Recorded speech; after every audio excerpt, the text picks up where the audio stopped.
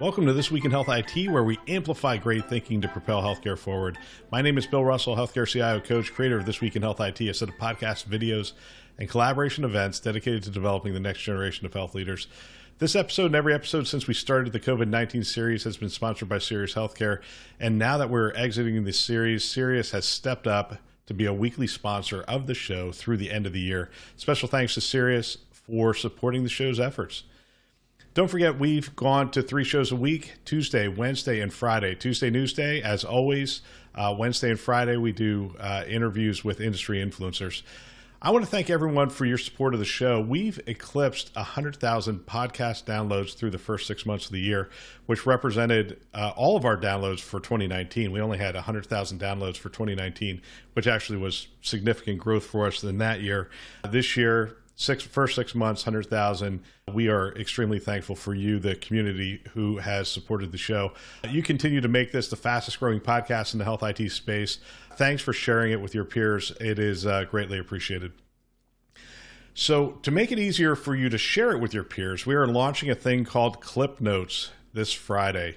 What is Clip Notes and why another subscription? Well, several CIOs have said to me that they don't have time to consume every podcast that we record, but they love the content. They were looking for a way to skim the podcast, identify the content that was relevant for their team, and forward it along to those team members. I heard the word skim, and I immediately hearkened back to high school. And my best friend in high school was a thing called Cliff Notes. Cliff Notes or Spark Notes would summarize whole books, so I didn't have to read them. And I could still get the key points from the book and pass the test. And that's what we're going to be doing with Clip Notes. When you subscribe, you're going to get an email for each show that we release moving forward that has a 1-paragraph summary, bullet points with timestamps of the key topics, and 1 to 4 clips from the show in your inbox within 24 hours of the show being released.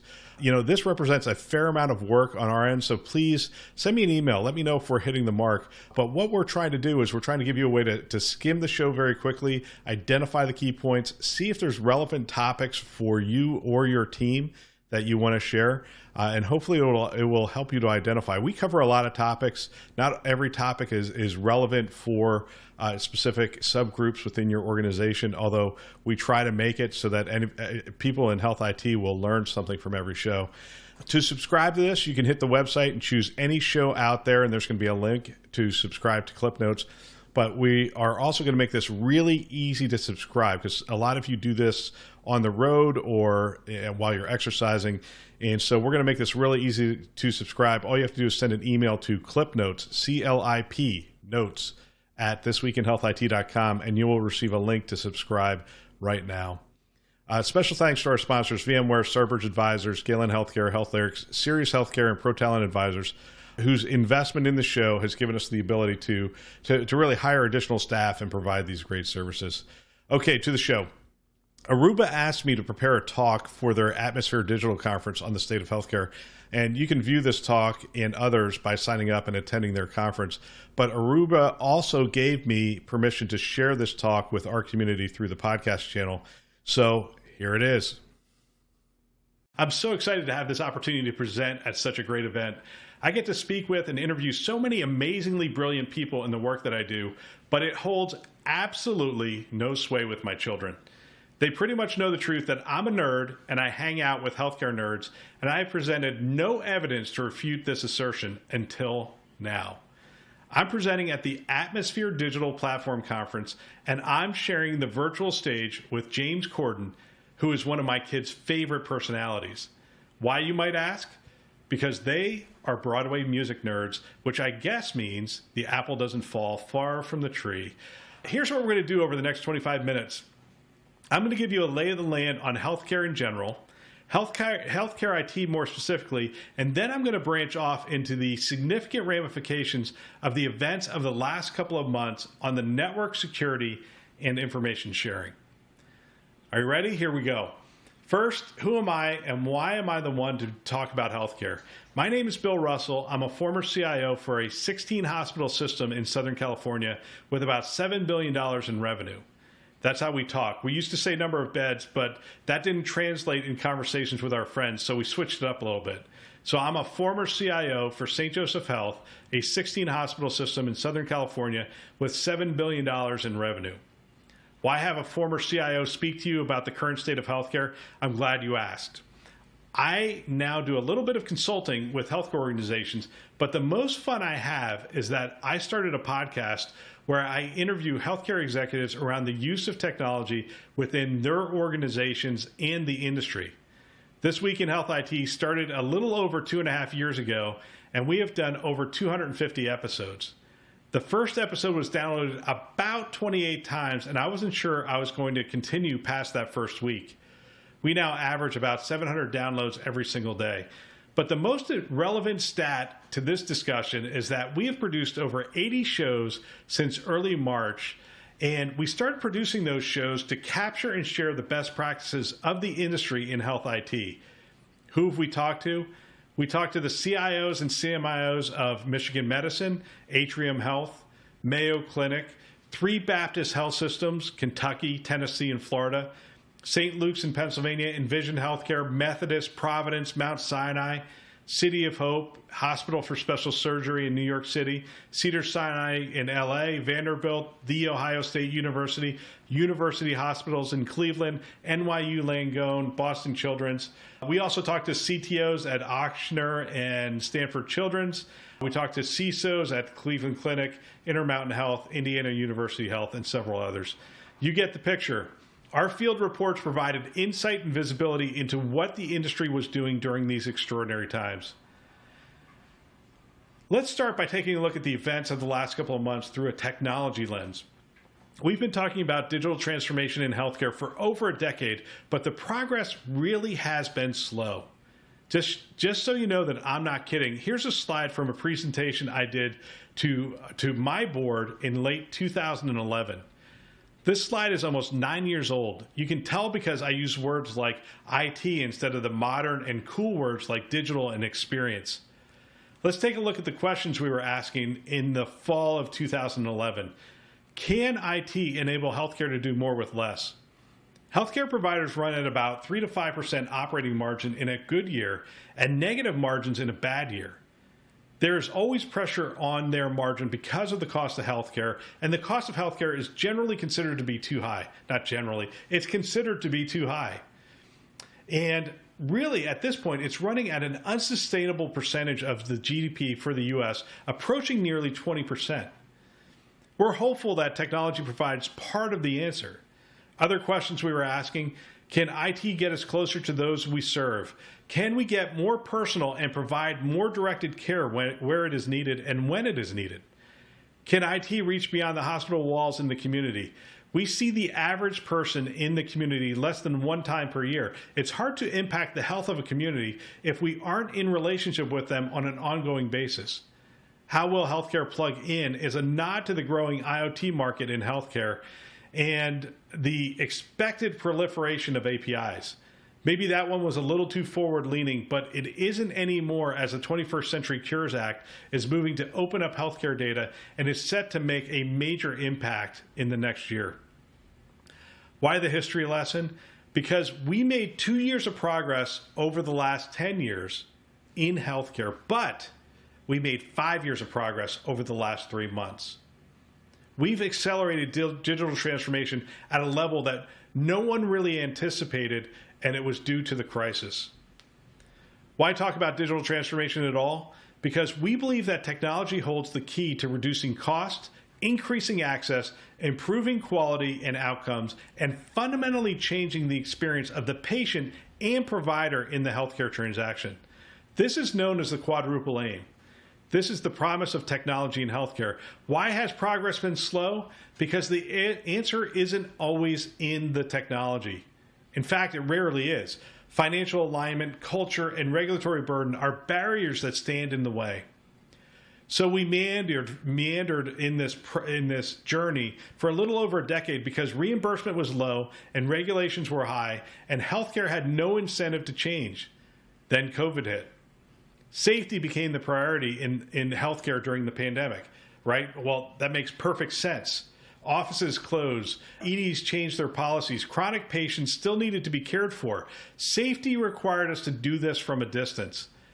CMS, the government payer of Medicare claims, opened up 80-plus codes on which healthcare providers could now bill telehealth at almost the same rates they would an office visit, a physical office visit.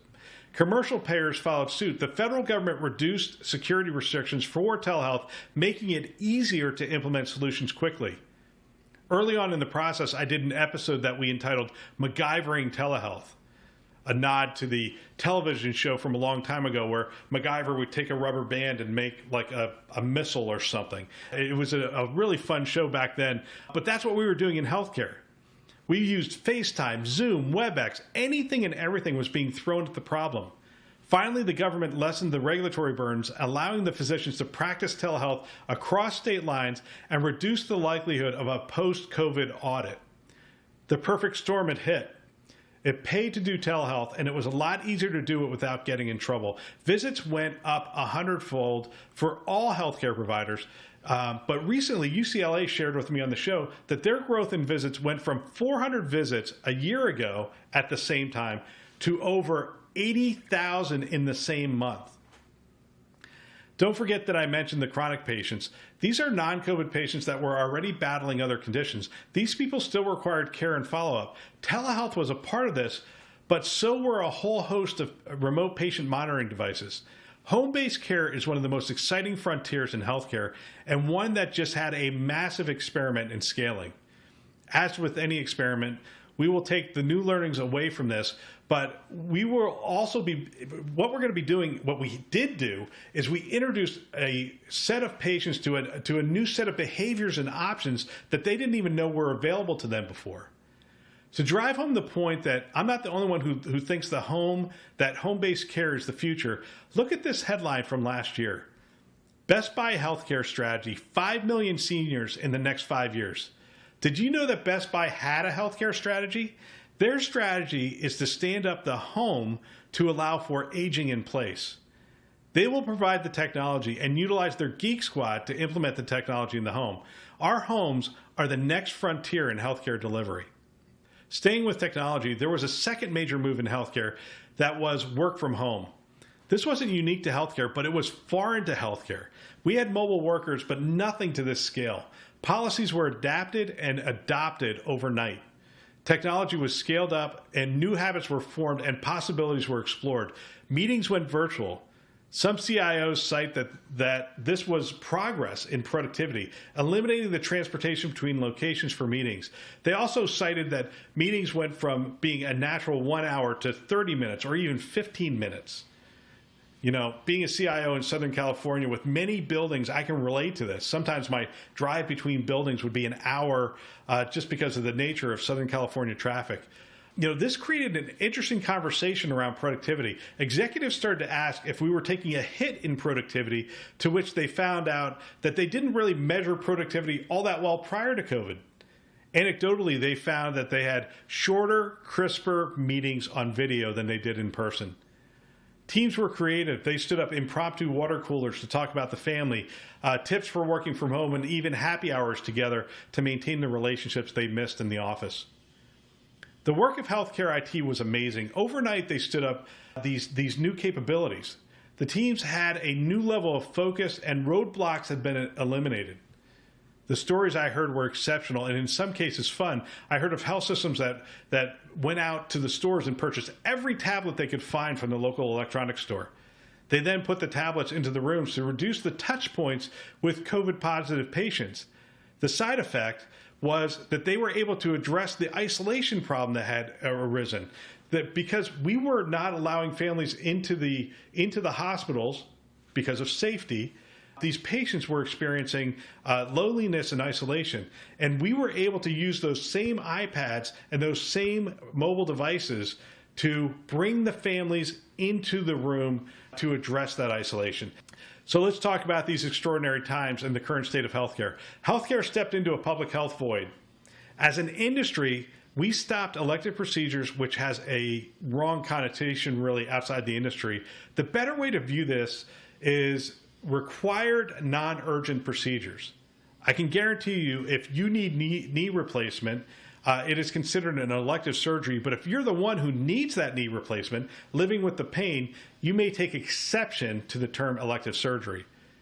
We diverted people from the emergency department by standing up remote testing facilities and virtual care options, and we stopped most office visits with guidance around social distancing. If you're wondering, this is the equivalent of closing your primary funnel of new business and stopping the sale of your most profitable products. Healthcare did all this before we even knew there was going to be money coming from the government.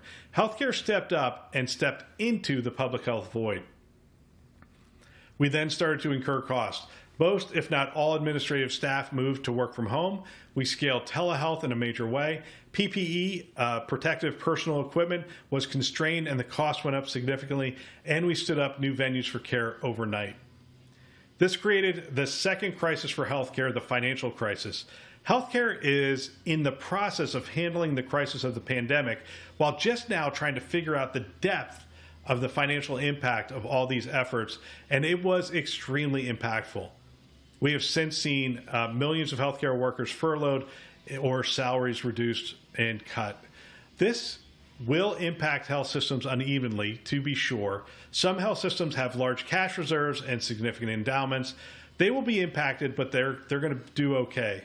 Smaller hospitals, though, which often serve rural and underserved populations, may need help to weather this storm, and some may not make it. Many I've spoken with expect that this will be a pivotal event in healthcare's history, and it may never look the same, and some think that may be a good thing. There are some silver linings out of this. We created some new behaviors, we learned some things, and we're going to take those things forward. Let's talk about some of that. I want to focus in now on the three areas we have seen the most dramatic change, and that is connectivity, security, and information. Let's start with the network. The center of gravity of the network changed dramatically in healthcare during the crisis. It used to be that 95% of all the traffic related to healthcare originated from within the four walls of the health system. They may have been on wired or wireless networks, but the traffic request originated from within the four walls on our networks. Over a 3-week period, we moved non-clinical administrative staff to their homes. We asked patients to connect with us remotely, and we were asked to stand up these remote facilities for testing and treatment. This represented a major and massive experiment for healthcare. What did we learn? We learned that our carriers, in most cases, were wonderful partners willing to stand up additional bandwidth in a time of crisis, but we also learned that bandwidth wasn't all we needed.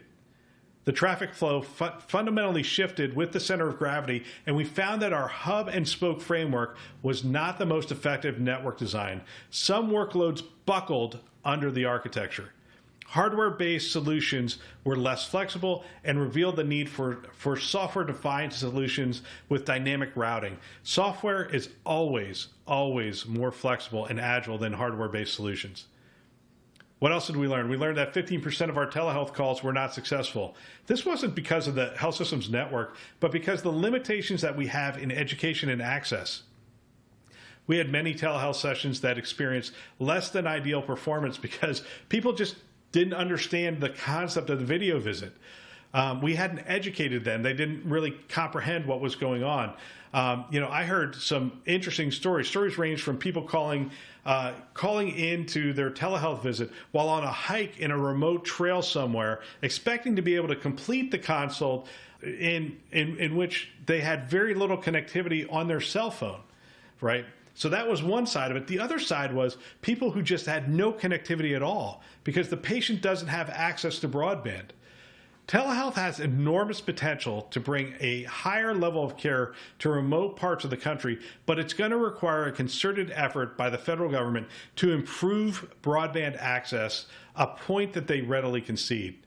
The FCC made over $200 million in grants available to health systems providing telehealth during COVID-19. The source of the funds being the FCC suggests that access to broadband is understood to be a health-related issue. Okay, on my Tuesday Newsday show, I review news stories, and at the end of each story, I end with, so what? So what? Who cares? Why does this even matter? And I'm going to end each of these sections with a so what. The network has fundamentally changed and been pushed way beyond the boundaries of the traditional healthcare network. So what? It has significant security ramifications for sure, but I'm going to get into that in a moment. The main thing we learned is that hardware is not agile. We need networks that allow for all workloads to be remote, and we need intelligent routing based on AI and more specifically, machine learning. We need networks that can adapt at a moment's notice to the changes in the world that deliver the same performance that we experience in the office. We need to support yet unimagined configurations and use cases. In other words, we need to be able to support the unknown by focusing on what already is known. What do we know? We know we have more complex and bandwidth-intensive workloads and an increase in mobile and remote work, which means we need more intelligence at the edge. Okay, let's talk about security. The number one attack during coronavirus, during the pandemic, was phishing. Nothing new there, but what is new is that all the attacks coalesced around a single topic, COVID-19. The reason is obvious. It was a critical time with an urgent need for the sharing of information around a single topic. Nothing had changed. The actors, exploits, lures, and payloads were not new. I had Ryan Kallenber, EVP of Cybersecurity Strategy at Proofpoint, on the show to discuss the security landscape during COVID-19, and he explained how coronavirus is perhaps the most clickable lure that we have ever seen. I don't think, and this was a quote from him, I don't think we can point to a single event in the history of cybersecurity going back 20 years where we can remember every single type of actor jumping on one lure bandwagon at exactly the same point, which is what we have basically seen since January. The actors are who you think they are: nation states, smaller targeted regional actors, and also scaled up cybercrime actors.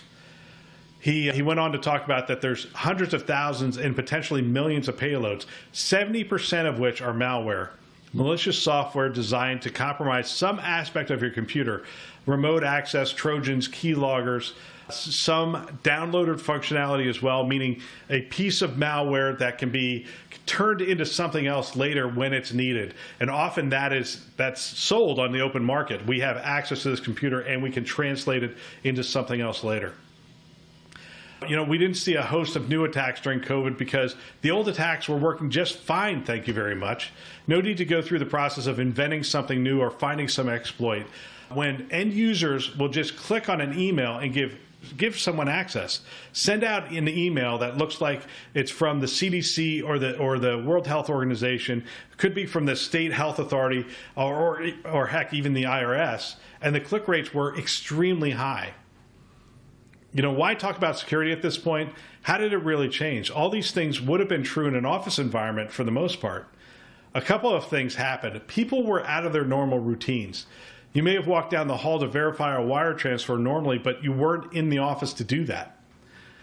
But let's actually focus in on technical controls. I had CIOs tell me that computers were significantly constrained at the very time they were sending people to their homes to work from home.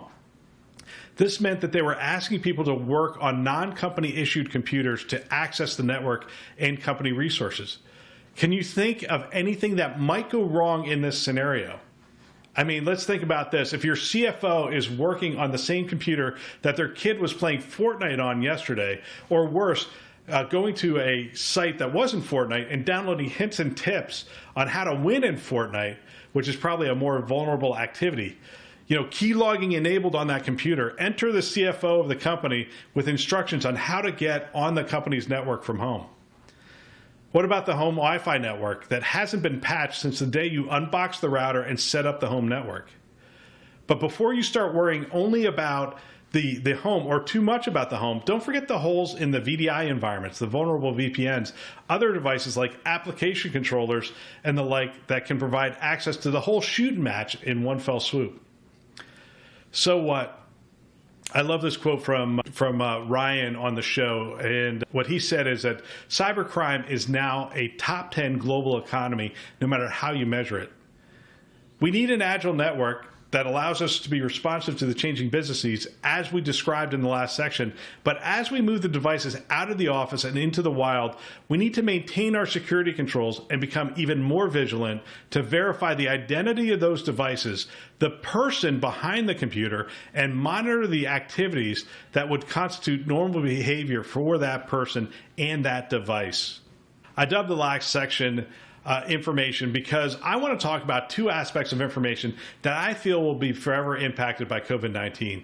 The first is information sharing, and the second is the proliferation and acceptance of remote devices that generate medical data. COVID-19 revealed a significant hole in our country's public health framework. I'm going to focus in on information sharing. I did an interview with the people who put together a thing called the Arizona Surge Line, which aggregated information from hospitals across the state of Arizona to provide a real-time look at bed capacity and critical equipment like ventilators.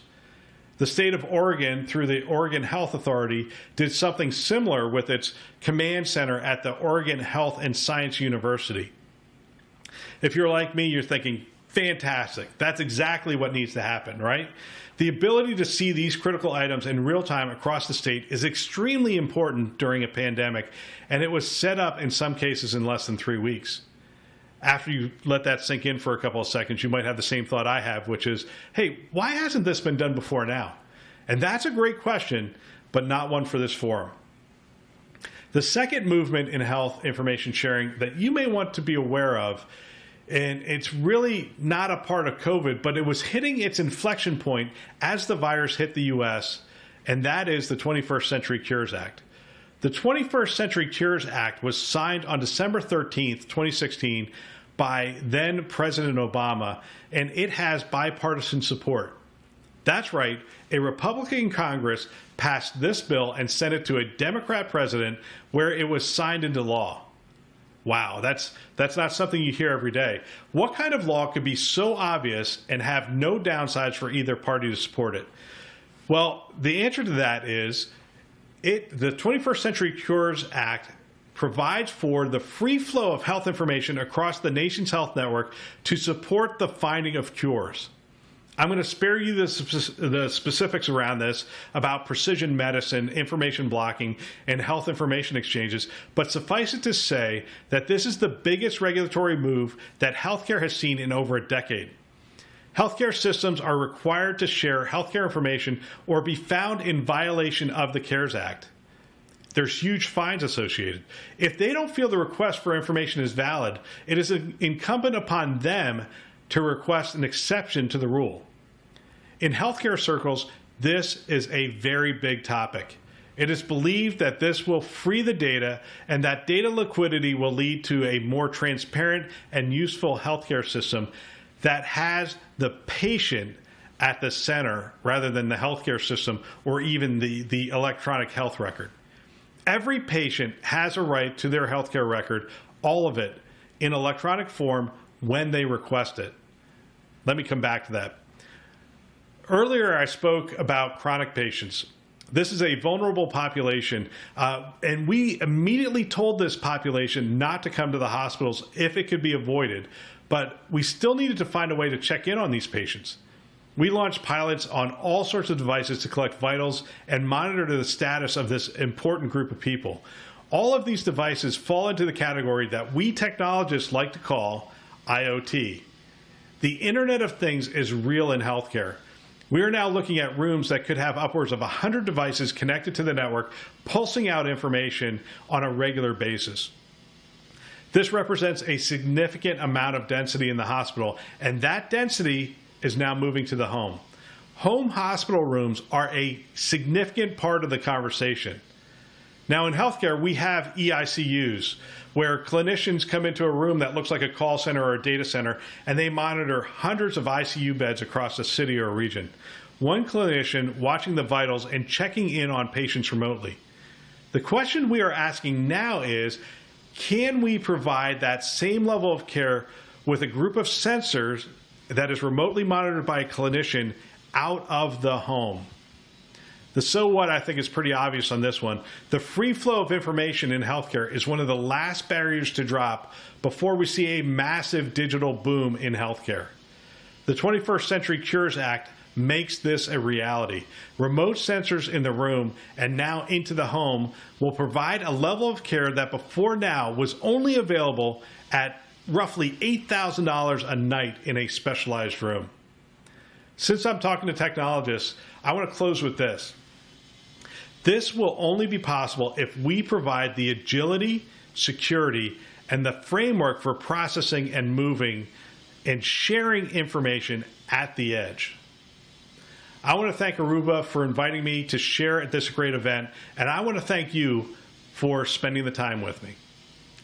I want to thank you for listening to this show. Clearly, I was really focused in. It's an Aruba conference. It's about digital infrastructure and those kind of things. I was focused in on those types of topics for this show. If you have any questions about this, feel free to shoot me a note, bill@thisweekinhealthit.com. More than happy to discuss any aspect of it. So special thanks to our sponsors once again, VMware, Starbridge Advisors, Galen Healthcare, Health Lyrics, Sirius Healthcare, and ProTalent Advisors for choosing to invest in developing the next generation of health leaders. If you want to support the fastest growing podcast in the health IT space, the best way to do that is to share it with a peer. Send them an email. Hey, sign up for clip notes and start forwarding those along to your staff and to your team. And don't forget to subscribe to our YouTube channel as well. Please check back often. We're going to continue to drop shows every Tuesday, Wednesday, and Friday. Thanks for listening. That's all for now.